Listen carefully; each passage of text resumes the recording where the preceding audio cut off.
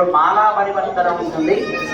మాలా పరివర్తనము అంటే స్వామివారి మాల అమ్మవారికి, అమ్మవారి మాల స్వామివారికి. ఈ రెండు కూడా పట్టుకొని చక్కగా నిత్యం చేస్తారు. ఒకరి మాల ఒకరికి వేస్తారు, సమర్పణ చేస్తారు. అర్చక స్వామి చదివిస్తారు. తర్వాత భక్తురాలి కార్యక్రమం ఉంటుంది.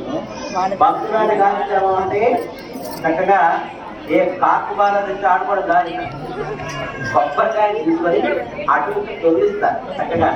అంటే అయ్యవారి తరపున, అమ్మవారి తరపున అర్చక స్వామి కూర్చొని అటు ఇటు తొలిస్తారు. ఎవరికైనా సరే మీకు తెలిసిన వాళ్ళలో వివాహం కాలేదు అనుకుంటే వాళ్ళకి ఇక్కడ భక్తులాటలో వినియోగించిన ఆ కొబ్బరికాయ వారికి ప్రభుత్వించండి. వారికి వేగంగా వివాహం అయ్యే అవకాశం ఉంటుంది.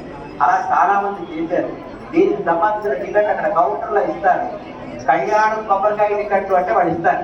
అది తీసుకుంటే కళ్యాణం వచ్చిన తర్వాత ఆ కొబ్బరికాయ ఇస్తారు. అది తీసుకుని వెళ్ళి ఇబ్బంది అనమాట. అది సరే.